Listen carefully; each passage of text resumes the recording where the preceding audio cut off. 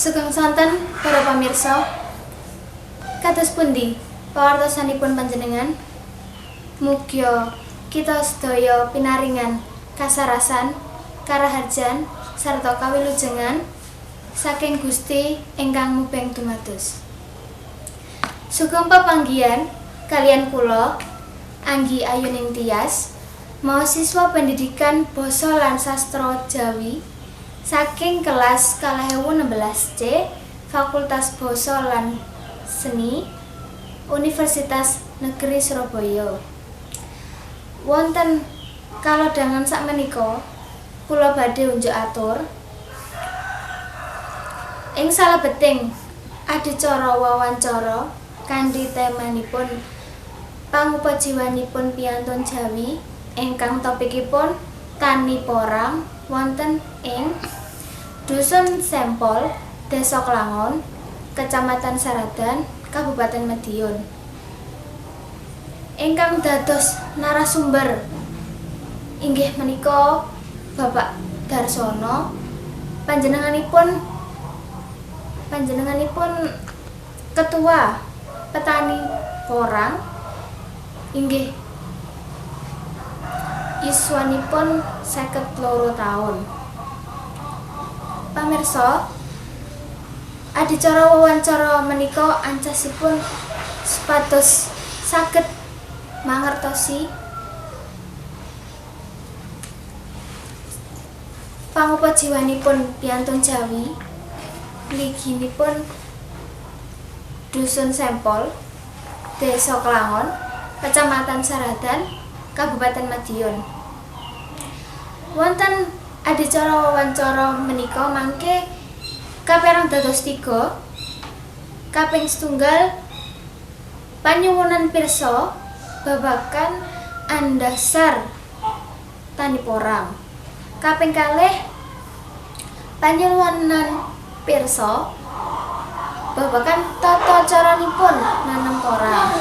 Kaping 3 wonten panyuwunan pirsa babagan kawontenanipun Tani Porang wonten ing Dusun Sempol, Desa Klangon, Kecamatan Saradan, Kabupaten Madiun. Inggih, saniki kula sampun pepanggihan kalian Bapak Darsono. Nggih. Kula badhe nyuwun pirsa nggih, Pak. Nggih. Menapa niku dipun wastani porang? Porang nggih menika sejenis ubi nggih, Mbak. Nggih. Ubi niku sejenis napa nggih? Sejenis suwet kados ngoten. Nggih. Sinten kemawon nggih ingkang nindakaken dados tani porang? Ingkang nindakaken tani porang menika sedaya masyarakat Dusun Sempol ngantos Desa Klangon niku sedaya mayoritas dados petani porang. Nggih. Wonten pundi asalipun nanam porang menika? Nanam porang menika wonten lahanipun perhutani nggih teng Wono. Nggih. Lah menika diijini kali perhutani dibentuk pripun sering ngoten nggih. Sering nika ngoten sewa lahan perhutani. Nggih. Wiwit taun pinten porang menika dados dikrembakaken kalian masyarakat? Porang dipun kerbakaken masyarakat tatawis taun 90 ngantos sakniki niki. Ingkang dados asilipun porang niku napa mawon? Asilipun porang inggih menika saged damel bahan pokok makanan. Nggih. Saged dipun damel tahu, damel mie, damel pokoknya sejenis makanan niku.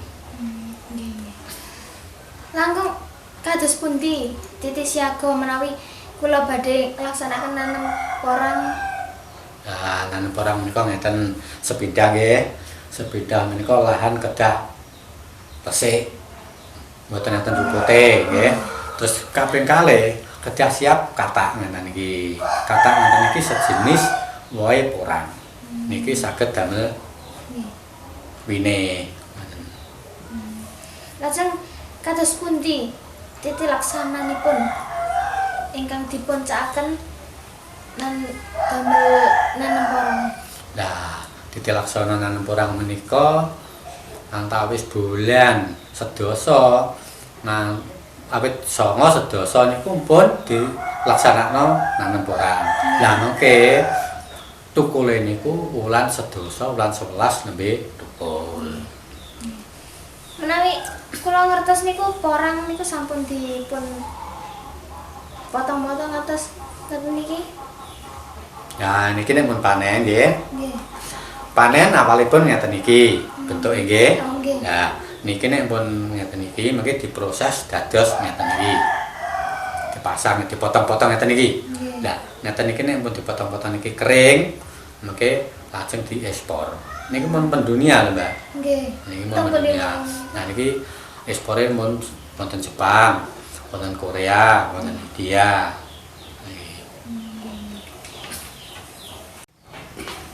Kados pundi Titi Purna sak rampungipun nglaksanani nanem porang niku? Nah, sak rampungipun panen porang nggih. Niki enten pengepule. Enten pengepule. Mangke enten sing ngetuai, enten sing dados panitia. Dadose mangke upami sampun kering, sampun garing nggih. Berarti sampun garing menika pun dipendet kali pengepul. Mboten lah mangke pengepul digempakne lajeng diekspor. Napa kemawon pirantos ingkang dipun ginakaken salebeting nanem porang? Peralatanipun nggih. Nggih. Peralatanipun gampil. Peralatanipun namung pacul, gancu, arit namung niku. Menawi napa kemawon ingkang ubo rampenipun dipun gunakaken salebeting nanem porang? Barampen nanem porang nggih. Porang menika barampene nek mun badhe nanem mangke nek sampun tukul niku kedah dipun prabu. Mboten prabuke namung napa niku sejenis ponska. Ya, nek pun umur mangke pun medal godhonge niku mantun ngresiki andhape ngoten pun. Miturut panjenengan kados pundi to wekdal rumiyin kawontenanipun tani porang wonten mriki? Rumiyin porang niku dereng dipun grembaken kali masyarakat. Menika wontenanipun nika liar. Wonten wana-wana niku liar mboten enten sing ngopeni. Dadose sinten mawon asal mendhet soal liar. Dasar niki sampun dipun napa niku dipun perkembangaken kali masyarakat niku masyarakat pertiang niku pun gadah dakon ngoten. Lajeng kados pundi wekdal semangke kawontenanipun tani porang? Kawontenan tani porang menika sakniki sampun Mbak, sampun makmur masyarakat niki dadose kawontenanipun timbang tahun rumiyin nggih. Tahun rumiyin nika namung ngandhake penghasilan petani tanpa pemajakan. Nah, sawise wonten porang niki ketingalipun sedaya sampun makmur kados saged cekapan danten ngoten. Lajeng kados pundi wekdal tembe kawontenanipun nanem porang niki? Benjinge nggih kelanjutanipun. Nggih. Lanjutanipun benjing kula kinten malah makmur mergi ngeten. Porang niku mboten kok malah dipun punaken mboten, niki malah dipun perkembangaken. Ya, niki kali berhutani kan sepatus kalih dipun lindungi ngoten. Dados saged diperkembangkan ngoten. Napa kemawon nggih bab ingkang juruk kawontenanipun tani porang menika? Tujuane nggih, tujuane saged memberantas kemiskinan wonten dusun Sempong mriki. Atus sampun Desa Klangon nggih. Nggih. Niku kemiskinan saged berkurang ngoten. Lajeng napa kemawon bab ingkang ngrendhati kawontenanipun tani porang wonten mriki. Nah, mengko kedene menika ngeten. Porang niku kala rumiyin mboten enten penyakite. Nggih. Nah, sakniki sajak dikelola kali masyarakat di openi nggih. Niku sakniki enten penyakite ngoten. Kedah nggih kedah nyemprot, nggih kedah mupuk ngoten sejenis uler ngoten. Nggih. Kinten-kinten tiyang setunggal iku gadah pinten hektar nggih? Tiyang petani porang niku mboten mesti. Mergi niku mboten diindung. Enten sing setengah hektar, nggih enten sing 1 hektar, nggih enten sing 2 hektar, 3 hektar kantun tiyange niku rumiyin kan mendhet kiambak-kiambak. Mboten diatur.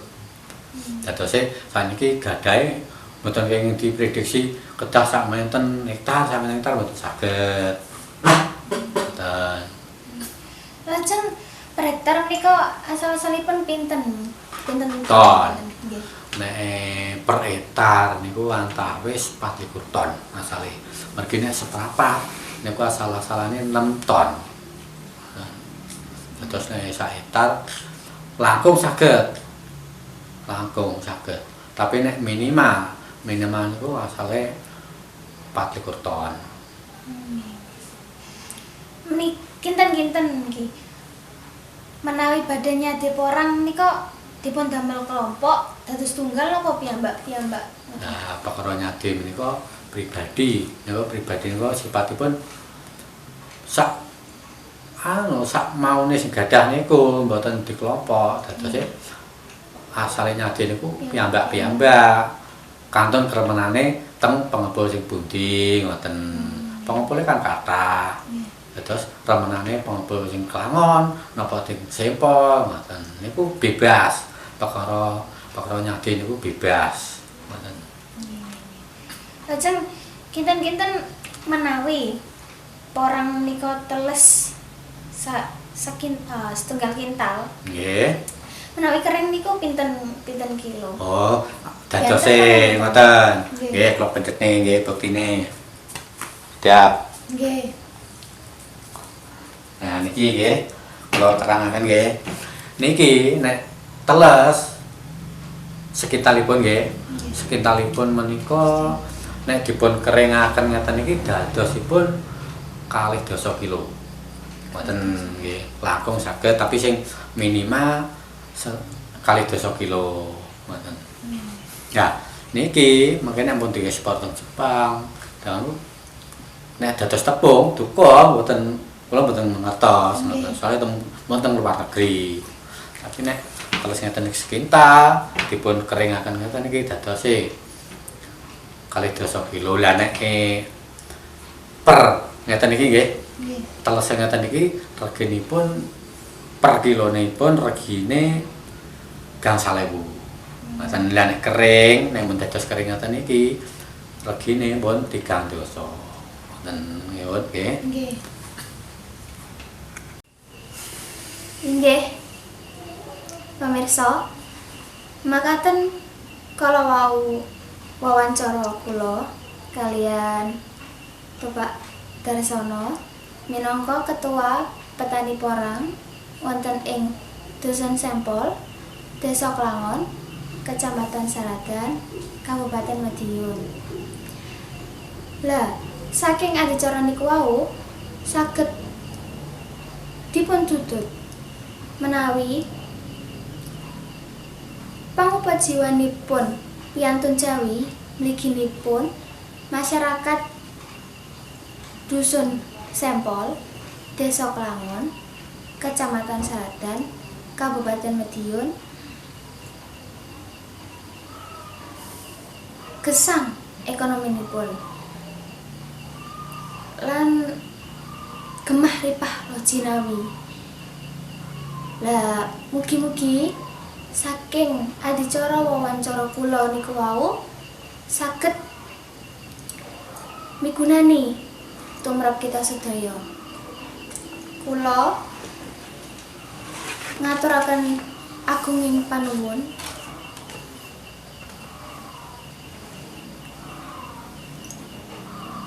menawi wonten kirang langkungipun kula anggenipun kula matur kula aturaken samudra pangaksami sugeng pepanggihan kalian kula wonten ing wekdal sanesipun lan adicara sanesipun. Sugeng santen.